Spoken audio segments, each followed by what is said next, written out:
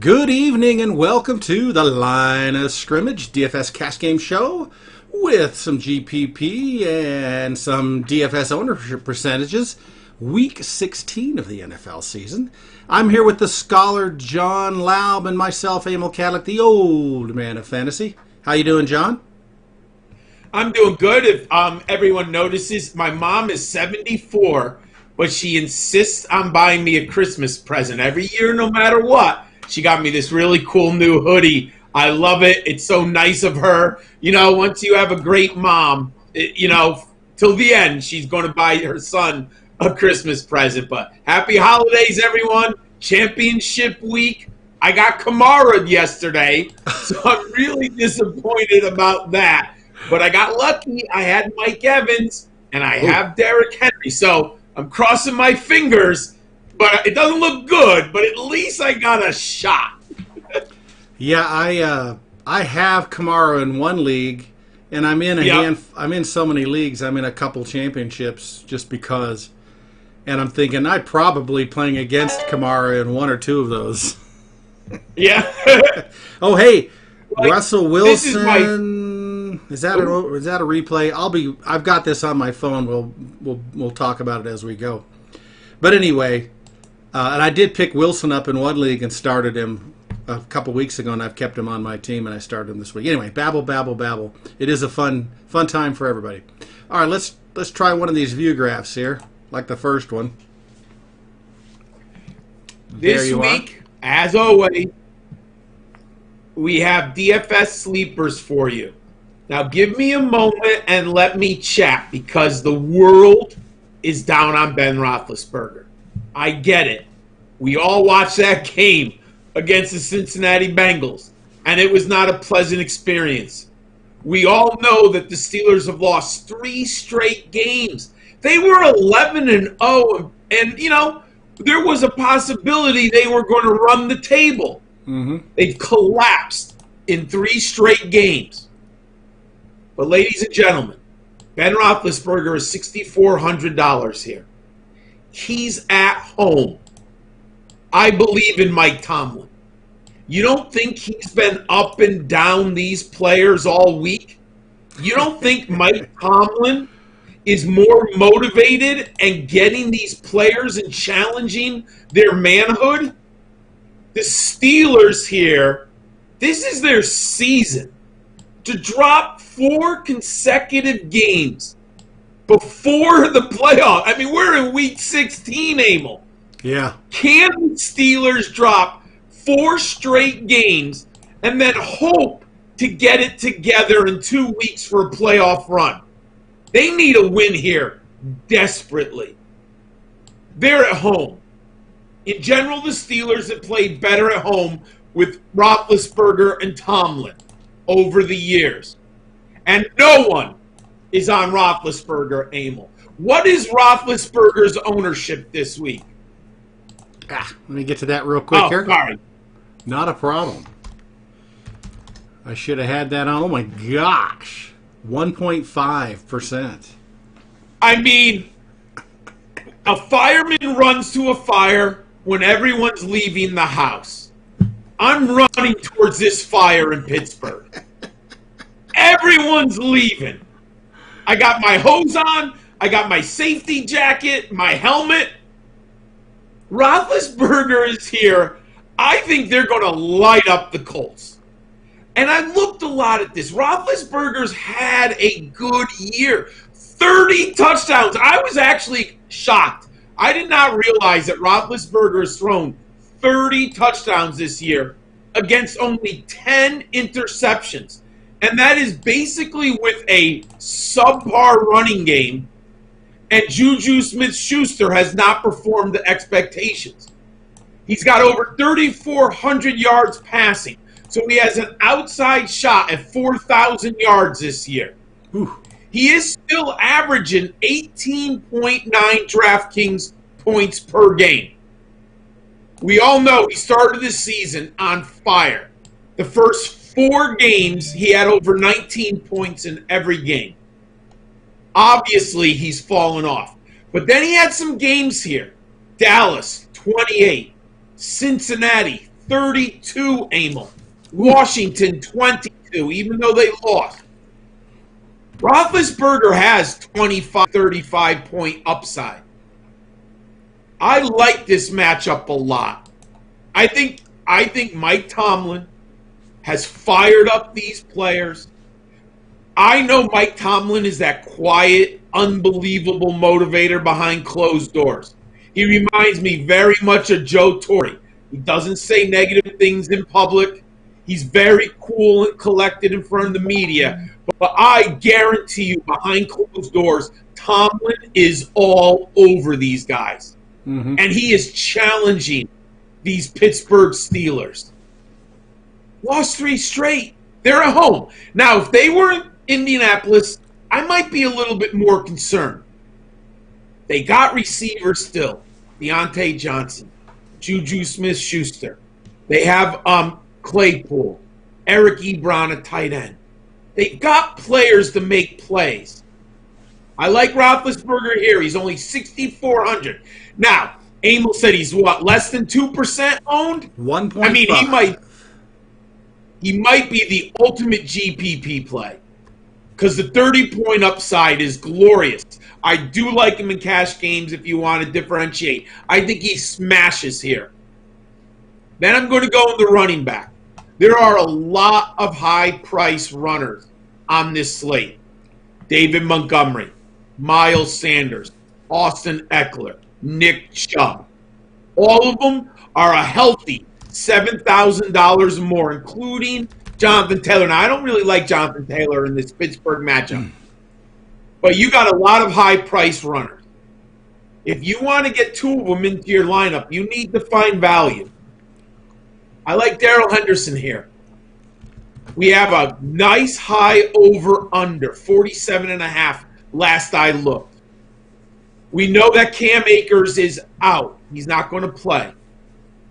Why I like Henderson here, Malcolm Brown seems to be the closer. When the Rams have a lead, when the Rams can control the clock with the offensive line in the ground game earlier in the year, before the rise of Cam Akers, they tended to like to use Malcolm Brown in those clock-killing situations. But the Rams are an underdog in this game. On the road, I believe that you're going to play your pass-catching running back more likely in the fourth quarter. And I like Daryl Henderson because he can explode from 40 yards out. And we've seen him have some big runs that have been taken back on holding or penalties or something else here. I'm not going to sit here and tell our listeners that Daryl Henderson is going to get 70% of the share. I don't think that's going to happen. Malcolm Brown's going to be involved. But Daryl Henderson should at least get over 50 to 60% of the market share. And why I like him, he should be the pass catcher in this game. He's only 4,500, Emil. 4,000 is the bottom basement price. Ooh. So we're getting a Rams running back at 4,500 in a nice over-under, and I'm going to take the pass-catching ability. Now, we've seen the upside. Arizona, week 13, 50.4 points. But I keep going back. In a 4-game stretch, they're early in the year. Daryl Henderson scored 20 against Philadelphia, 22 against Buffalo, 5 against the Giants, and then 21.8 against the Washington Football Club. Sorry. Gotcha. We know what Daryl Henderson can do with the touches and the opportunity. He has 562 yards rushing this year. He has 16 receptions, and he scored 6 touchdowns. If I want to get in David Montgomery, and I want to get in Miles Sanders, or I want Nick Chubb and Austin Eckler, I'm going to have to play and find value at my other running back or technically the flex position. I like to go with 3 running backs. Daryl Henderson's the right price. I like him here at 4,500. I have him in a lineup right now on footballdiehards.com. Now, earlier, all week, I've been so in on the Cleveland wide receivers in the Cleveland passing game, Emil. And I was doing my slide for our show tonight, and I'm watching my Twitter feed, and long and behold, the Cleveland Browns have contact tracing problems with their wide receivers. About an hour later, Rashad Higgins is out. Donovan Peoples-Jones is out. Jarvis Landry's out. I'm like, can't have Higgins in the lineup because he was only 4,800. I really liked Higgins against the Jets. So I always have backup players, other players I like. Going with Darius Slayton here, $3,800. Because if you're listening right now, you pretty much know I'm looking to put my lineups together with 2 stud running backs. In order to that, I've got to find value at the wide receiver and running back position. Emil, the Ravens are awful in the back end. Yeah. In the last 4 weeks, the Ravens are the 5th kindest defense to opposing wide receivers. They are surrendering 44.1 points per game. 74 receptions for 710 yards and 5 touchdowns to opposing wide receivers. That's why I like Slayton. Plus, Daniel Jones is back. Slayton can be maddening. And I've invested in him in best ball. I had him on season long. I have him on a dynasty roster. He clearly has not met my expectations this year. New coach, quarterback challenges, but he has 46 receptions for 703 yards and 2 touchdowns. He averages 10 points a game on DraftKings. We have some games where we highlight his ceiling. Pittsburgh, opening week, 31.2. Dallas, week 5, 23.9. And then Philadelphia, week 10, 14.3.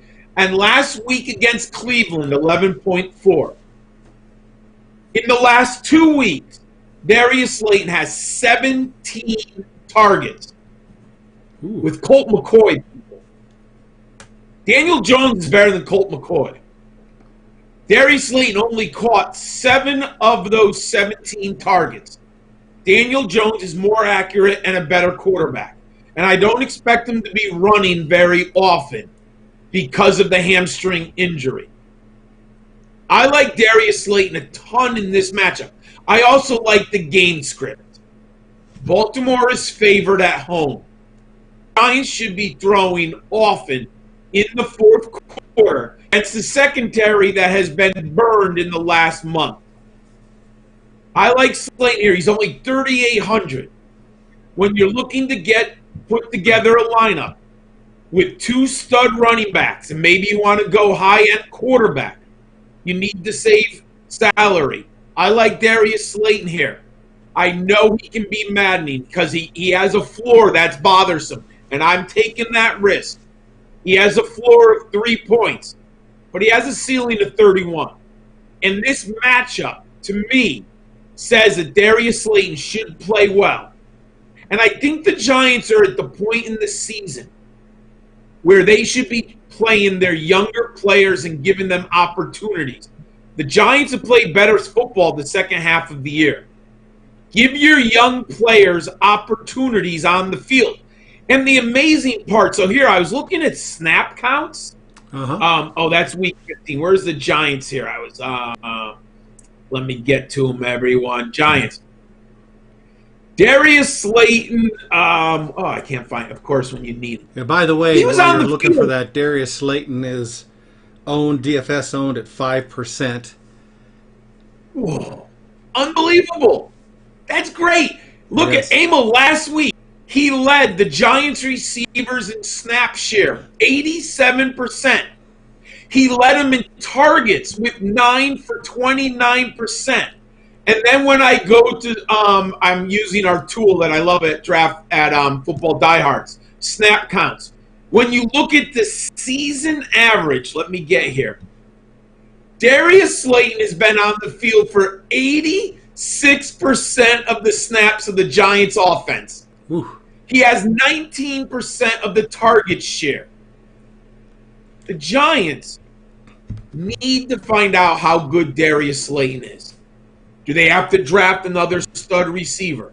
What are you doing with Sterling Shepard and Golden Tate?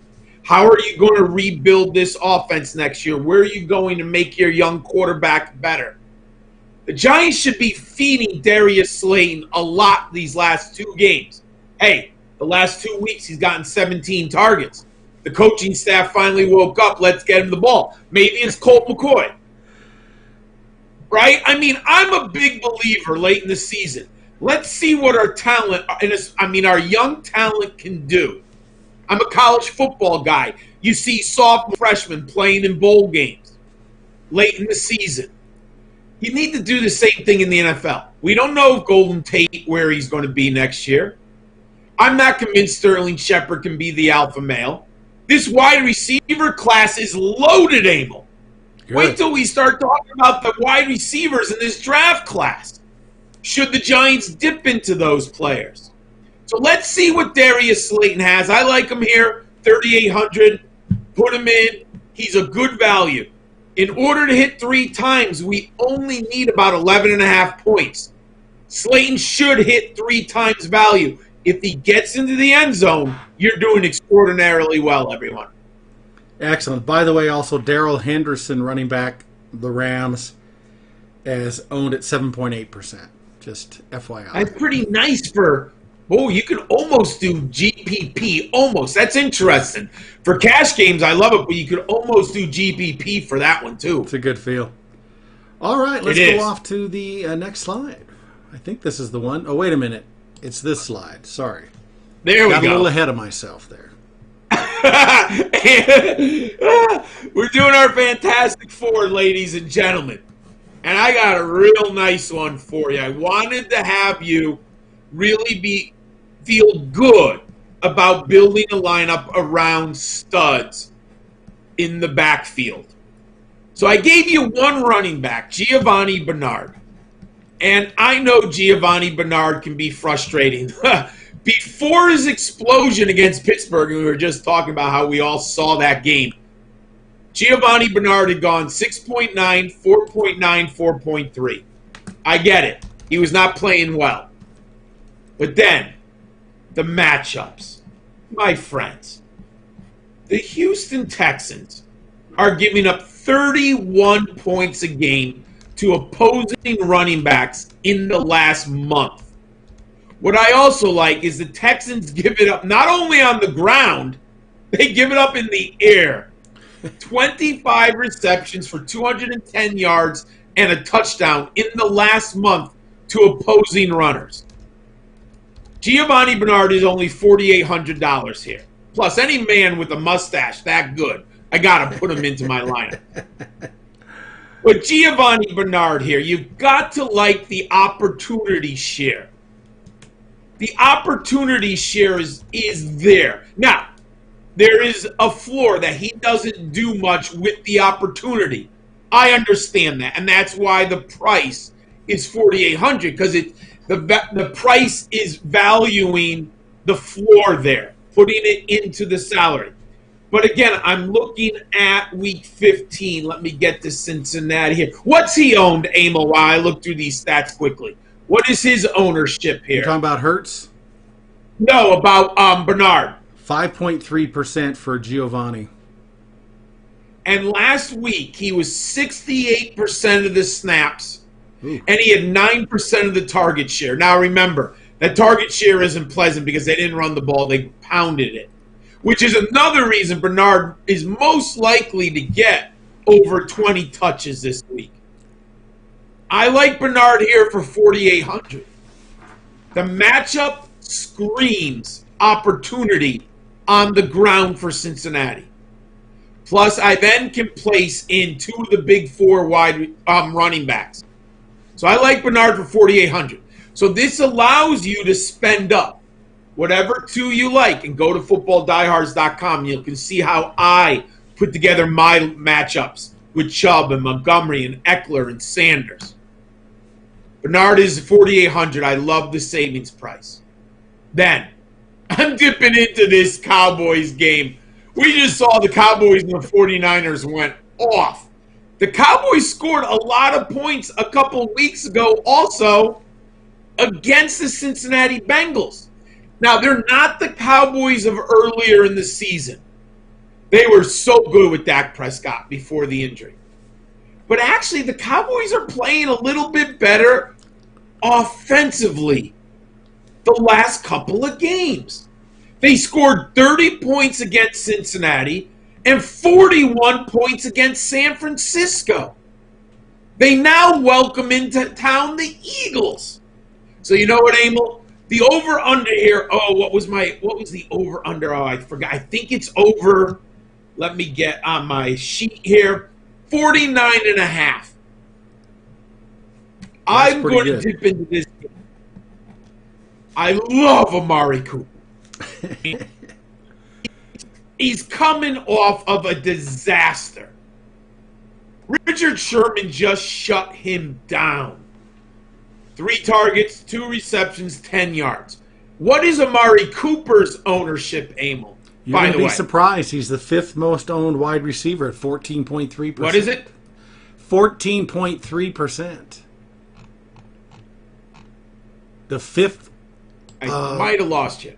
Yeah, you're there now. Yeah, Cooper's 14.3%, the 5th most owned wide receiver. Ooh, so people are into this matchup like I am. I think you're right. I love Amari to smash here. He's also only 5,700. That is a great price. Against Cincinnati 2 weeks ago, he was 6,500. Against the 49ers, he was 6,400. Now he's playing the Philadelphia Eagles. Emil, I looked at the matchup. The Eagles are surrendering 45.8 points per game. Their secondary is still terrible. In the past month, they have given up 63 receptions for 864 yards and 6 touchdowns to opposing wide receivers. Woo. You don't think Amari Cooper's walked up to Andy Dalton and said, Andy, my friend, I only got 3 targets last week. Andy, what are you doing? I got a matchup here. There's no one on that Philadelphia squad that can stop me. Feed me. Feed me. Feed me, Seymour. Yes. I love Cooper here at 5,700 with an over-under of 49.5. I love it. Now, sounds good. I then said, all right, I'm not going to put Andy Dalton in a cash game. I can't be that crazy. Interesting GPP play, but I'm not putting him in a cash game lineup. Emil, last week we had a long discussion about Jalen Hurts. He was on my sleeper list. And I have to admit, he even exceeded my expectations. I mean, he scored kind of hard to expect 40 points from a rookie. Fantasy points. That's crazy. Emil, everything that you and I have known for 30 years in football, fantasy football, and NFL 40 years, it's a new world. If you have these quarterbacks who can put points on the board with their legs, it's not a rookie anymore. Your typical rookie. I'm coming around to it because I love college football so much. Look at what Justin Herbert did. He's having one of the great. I mean, it's unbelievable. We've seen it too much. These young men are entering the league prepared for NFL football. You don't need Carson Palmer 1 year of learning anymore. You might if you're a third-round pick. But if you're one of these studs, Jalen Hurts was unbelievable, Oklahoma. But this matchup, woo-hoo, Cowboys are hurting on defense. They've been hurting on defense all year. The Cowboys aren't getting better. This has got a classic shootout written all over it. Jalen Hurts is still only 7,000. He went up from 5,900. Oh, that was such a good price last week. He went up from 5,900 to 7,000. Now, Does he score 40 again? I don't think so. I bet against that. But he scored 23 in his first start against New Orleans. I'll take the middle. The middle would be about 31 points. I'll take it. Take 31 points. He is a good thrower of the football. He's a smart quarterback. If you read my preview on footballdiehards.com way back last spring, I was very bullish on Jalen Hurts. He was my 4th-ranked quarterback coming into the draft, right behind aforementioned Justin Herbert.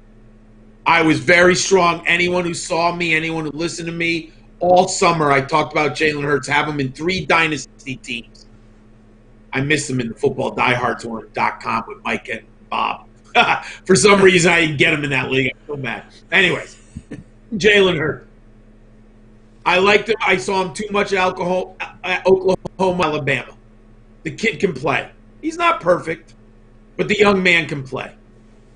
He has 5-to-1 touchdown interception ratio. That's what impresses me the most. 5-to-1. Now, his completion percentage, it's about where I thought early in his career, 55. But we've seen Josh Allen improve. And Jalen Hurts, I still think the Eagles' wide receivers are way below average. If they ever could hit a wide receiver in the draft, my friend, you imagine if they had Justin Jefferson and DK Metcalf? You know the Eagles could have Justin Jefferson and DK Metcalf. Oh, my God, I'd be losing it if I'm an Eagles fan. Oh, yeah, you want to forget that. Oh, my God, you want to forget that. But if they can hit on a receiver, they probably have to draft another one. But Jalen Hurts is doing this without a lot of help at wide receiver. But I don't want to pay for those wide receivers. I don't think I can put them in a cash game. So go with Dallas Goedert. He's only 3,600. Emil. The last 4 games, the target shares are amazing. 10, 7, 6, 8. Wow. Now, he hasn't been overly successful catching. 7, 5, 4, 4. A little bit is that new quarterback. Jalen Hurts isn't the most accurate quarterback at this point in his career. But for 3,600 against the Dallas defense that I'm not impressed by any stretch of imagination all season long. And Dallas is going to have to deal with Miles Sanders coming out of the backfield in the passing game. Also, I actually like having Zach Ertz back. You can really now, and the weakness of the Cowboys, their linebackers are not good. Their safeties are not good. Well, what do I want to do? I want to attack the middle of the Cowboys defense with wide receivers on crossing patterns, with tight ends down the seam, and with running backs coming out of the backfield. It all matches up perfect for Dallas Goedert here. And he's 3,600. So my Fantastic Four this week for our viewers, I'm attacking the Dallas-Philadelphia game. I expect him to go over because Andy Dalton is playing good enough football to keep that offense going against Philadelphia. Both these teams should be able to score points. So I have Jalen Hurts, Giovanni Bernard, Amari Cooper, and Dallas Goedert. Put that Fantastic Four into our optimizer, everyone, and see who they put in there at running back for you. And there are so many good options. Or you can go to footballdiehards.com and check out my 2 lineups, how I put together the lineups. Now, I'll be honest. Right now, one of those lineups have Jarvis Landry. All night tonight, everyone, I'm working on my lineup with obviously Jarvis Landry is out. I have to take him out. They'll be updated tomorrow morning by 9 a.m. I was really into that Cleveland passing game against the Jets. But I have to change it. But the running backs are likely to stay the same, and I might shuffle them. Maybe Nick Chubb is even more interested. I got to look into that a little bit more. Because if you don't know, the Jets, Quentin Williams, their top defensive tackle, I think he was the 3rd pick overall from Alabama, has been playing excellent football, and he's out to the Jets. And the Jets, I believe, are on their 4th inside linebacker. Ooh. They got real problems up front. And now Cleveland can't throw the ball. They don't have wide receivers. Hello, Kareem Hunt. I got to look at Kareem Hunt more often. Because Kareem Hunt might be on the field a lot. With Nick Chubb in running tomorrow and passing situations. That's, I've got to think they've got to have, like, smart coaches, and I believe in Stefanski. Smart coaches have to have alternative playbooks. They got to have plays designed for Chubb and Hunt to be on the field. Yeah. It's got to be there. And aren't you going to use that part of the playbook tomorrow? Put Chubb and Hunt on the field together and run your offense. But just run it through Chubb on the ground and Hunt in the passing game. So I got to look at that more overnight. But that's my Fantastic Four right now for all of our viewers, Emil. Fantastic. I love it. All right, off to the next view graph.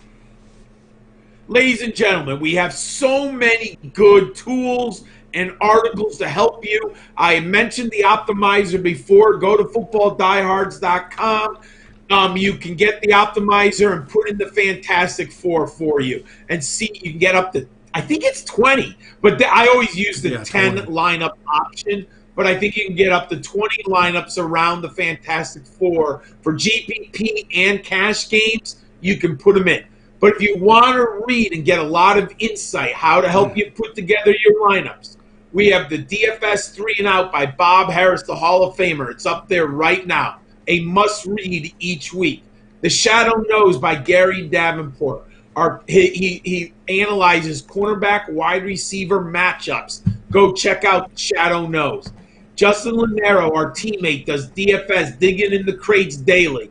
If you don't like the that Justin has other sleepers for you at all of the for-year DFS lineups.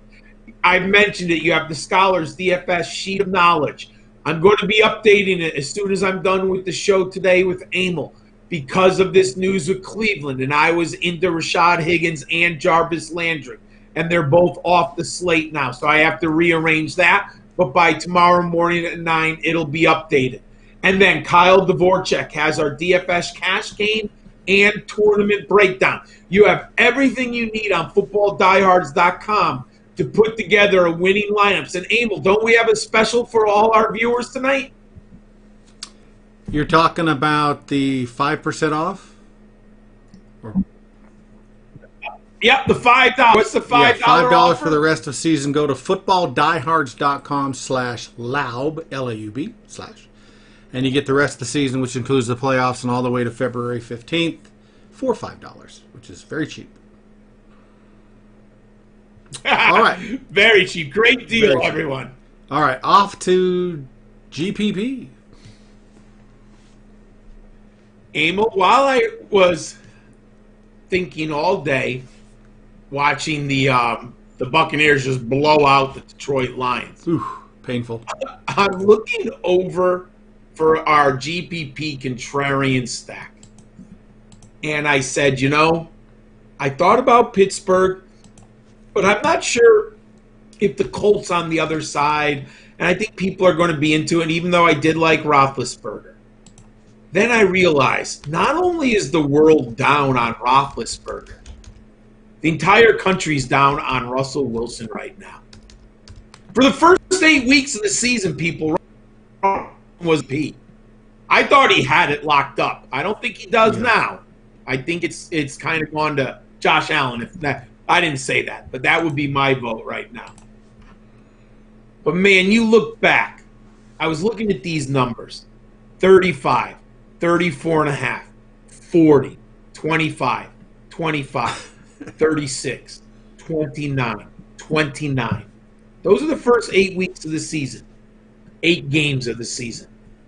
Since then, unfortunately, Russell Wilson and the Seahawks have not been playing very good football. In the last 4 games, Wilson has only had 14.5, 17, 23.1, 13.4. But Emil, the Seahawks got a gift. The Jets upset the Rams last week. He got a gift. The Jaguars just had Trevor Lawrence fall into their lap. And the Seahawks now got a real big shot at this division title. The Rams are going up to Seattle. Now, I know they don't have the fans, so you don't get that 12th man feel. But it's still a tough place to play, and the Seahawks are still good at home. Russell Wilson has a 37-13 touchdown to interception ratio. He has produced 25 points per game fantasy-wise. And I get the second half of the season, not been good. I understand. I know the stats. They're bad. Well, and 3,800 yards passing. And people are going to look at the Rams matchup, and I get it. The Rams defense is good. But Russell Wilson's also very good. And Emil, ownership here. Russell Wilson's ownership is 3.65%. I'm getting a Hall of Famer who for 9 weeks of this season was the league's MVP, arguably, and I'm getting him less than 4%. Yep. I'll take it. I'll take it every day in GPP lineups. He's only 7,300. This has a 47.5 over-under. And Seattle's favored, folks. So Vegas is telling us that Seattle's putting points on the board. They believe that Seattle's winning this game. And if Seattle's winning this game, if Chris Carson isn't scoring 3 touchdowns, where are the touchdowns coming from? Russell Wilson. I mean, like, unless you believe that Chris Carson is going to go nuts, he's going to go ham on the Los Angeles Rams, and Chris Carson's going to get 120 yards rushing.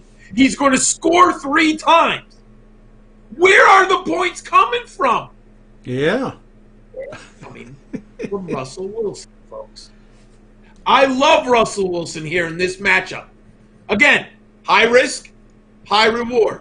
That's how we're going to win a GPP. I'm going to pair him on the backside. Coming back, we mentioned Daryl Henderson. And didn't you say his ownership was less than 10%, Emil? Yeah, Daryl Henderson is 7.8% owned. You know, I'm getting the start mode, the majority of the snaps and touches, and the most like pass catcher with explosive skills. He can score beyond 25. I'll take Daryl Henderson here on the backside. And then Emil. And big decisions here. What receiver? We all are worried maybe about DK Metcalf. Now, I'll play him in regular season. I'm playing him in championship game. I'm not benching DK Metcalf. I don't care what the matchup is. I can't wait to watch it. Metcalf and Ramsey. What a great matchup. But, Emil, what's the ownership on Tyler Lockett? Tyler Lockett ownership, 6.9%. 6.9%. 2 biggest games of the year, folks. Dallas, 40 points. Arizona, 56 points. Weeks 3 and 7. Hey, I know they're in the rearview mirror. I know that was a long time ago. Against Arizona, week 11, 21.7. I get it. And in the last 4 weeks, twice he's been below double-digit points. But that's why we get him at low ownership. Tyler Lockett, I was shocked, Emil. 85 receptions this year. How many people do you think can name that Tyler Lockett has 85 receptions? I would not have have guessed that. What? Good point. What'd you say? I said I wouldn't have guessed that Lockett did that. Unbelievable. For 920 yards and 8 touchdowns. He's averaging 16.5 points. Wildly inconsistent. That's how you win a GPP. You win a GPP because Tyler Lockett and Russell Wilson hook up for 120 yards and 2 touchdowns tomorrow. That's how you're going to win a GPP. Mm-hmm. And you got to take a risk somewhere. You know, if you are down on DK Metcalf, plus, I had it. And it's an interesting matchup. And I think Metcalf will be better than he was earlier in the year. But he's 7,800. I'm getting Tyler Lockett at 6,500. That's a $1,300 savings. So I'll bank on the fact that the Seahawks are going to a little shy away from DK Metcalf. They pepper Lockett with targets, and Lockett gets into the end zone here. So I'm taking Tyler Lockett. Then the question was, who do I take on the backside? Am I going to go Cooper Kupp, or am I going to go Robert Woods? Emil, I went with the lower ownership, I think. What is Cooper Kupp's ownership on the Rams side here? 6.3% for Cooper Kupp. And what's Robert Woods, by the way, my friend? Robert Woods is 8.9%. Yeah, so I took the right one. I took Cooper Kupp. I'll take the lower ownership.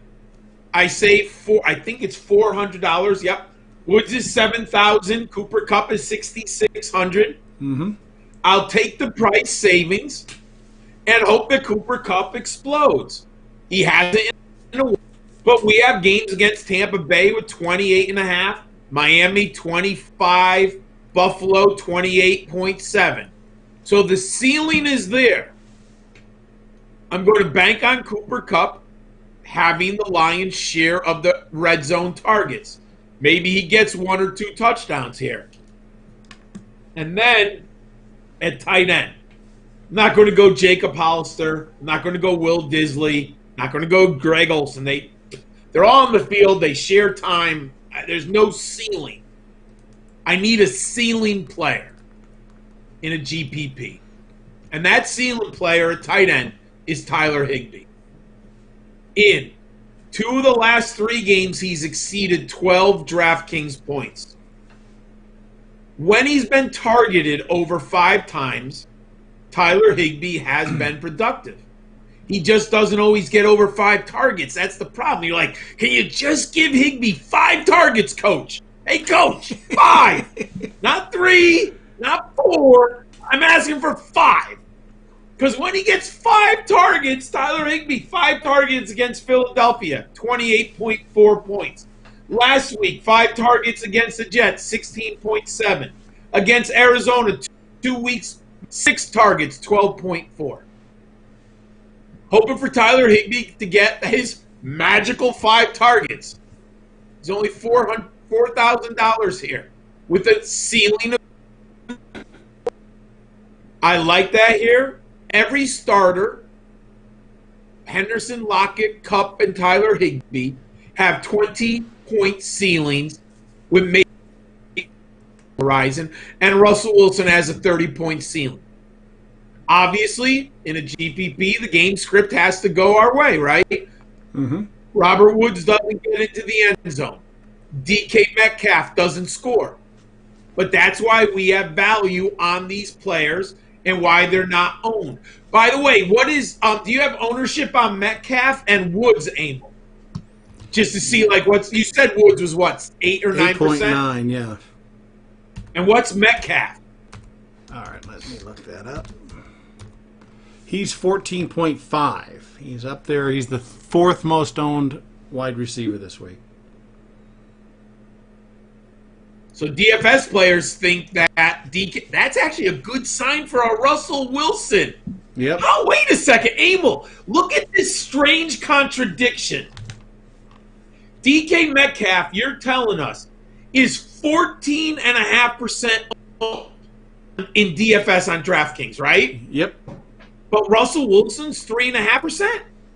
Let's go How double can check. DK It just Metcalf doesn't sound right, does it? do well? If you believe in DK Metcalf, how can you not believe in Russell Wilson? Yeah, DK Russell Metcalf's is 3.6% owned. yeah. Right? Yep. It That doesn't make makes no any sense. 0. So, and then we're going to pivot from Metcalf to Tyler Lockett. I love this GP, my friends. Put it into our optimizer, and it'll pick the other running backs. And there's lots of good salary savings. And you get your defense in there. So look at right now, I spent $28,000. What was $28,900?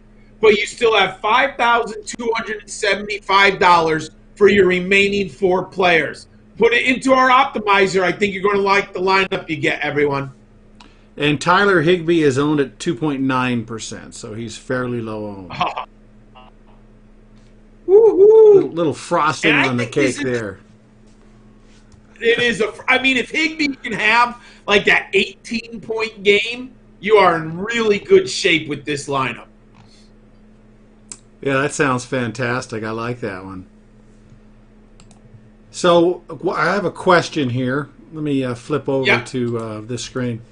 I just pointing this out. It was interesting to me that Le'Veon Bell is the 5th most owned running back at 13%. Of course, his salary is $5,800. Man, I don't know about that guy. I find that I don't know. What do you think about that? So I have Bell as a value play, but I did not put him yet into my 2 lineups. I always offer our readers 2 lineups each week, 2 cash game lineups. I get it, but there's a lot of risk in Le'Veon Bell. Yes, is a floor. The floor is low. The floor is low, and especially because you have Mahomes, Kelsey, and Hill, and they could go off at any week. Mm-hmm. And if they go off, I mean, what is left for Bell? Scraps on the field, right? I mean, I haven't been look at the eyeball test on Bell has not been great. No. You look at production and efficiency. It has not been great. So, I mean, I like it. I understand it. Not all in. Does that make sense, Emil? Yeah. Yeah, I thought I'd bring it up because he is low. He's low. He's high owned, but he has a low salary. But I personally don't feel like jumping on Le'Veon Bell personally.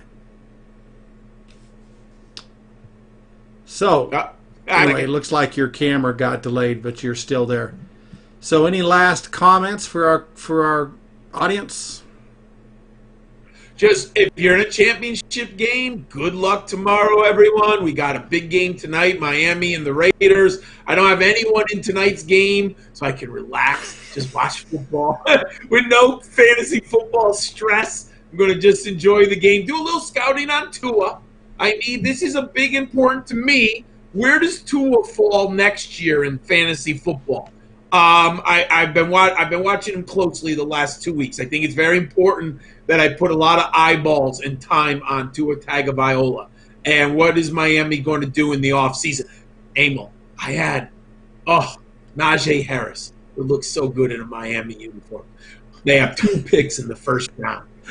Ooh, Najee Harris. Put that Alabama running back with the Alabama quarterback. That'd be nasty. Now, I don't know if the Dolphins, I don't know if Miami's going to value that running back position as much as we do. It'll be interesting to see because they've been productive without a running back. But Tua needs a back. He needs a back to count on. These young quarterbacks need that running game. They really do. So I would like to see them get Najee Harris. I think he'd be very interesting in Miami. And they have 2 first-round. That's nice. Pretty good. They have the Texans. Well, as you know, you're building a team, and they've got all these other needs that they have to think about, and maybe there's a running back they think they can get in the 3rd round. Yes. So it's going to be fun as we go into the draft and prepare for the draft, and then, of course, seeing what they do, because those are choices that are very difficult, and as you pointed out, Philadelphia passed on some great receivers over the last year or two, and boy, did they need receivers. So, but they got Hurts. It changes the entire team. Yeah. It changes the entire franchise. These decisions are so important. They're huge. We love it, right? But think about it, they could have had DK Metcalf and Justin Jefferson. New England picked N'Keal Harry instead of Metcalf in the bottom of the 1st round. So far that hasn't been a good choice. It may change, but I don't think it will. Yeah. So I'm watching Tua tonight because I'm fascinated on where I rate him next year. I've started to think about Tua. Where do you put him with Burrow? What's the upside? The division isn't good. New England's down. You still got the Jets. So it's fascinating. I'm thinking about Tua a lot. He's because I know he hasn't looked great at times, but he's still coming back from a pretty significant injury, and he still's a rookie. I mean, the young man's only played, 5 games? I mean, and they're winning. And that makes confidence. I mean, there's other things that help. The Dolphins are winning, and they're playing good defense, and Tua's feeling good. That helps his fantasy value. I mean, those things matter because the offense feels good. The defense wants to perform. I mean, there's a lot to think about with Tua. So I'm into watching him tonight. It's going to be a blast. I'm looking forward to it myself. All righty, sir. Good luck, everybody. Good luck, John. And let's have a fun Sunday, Week 16.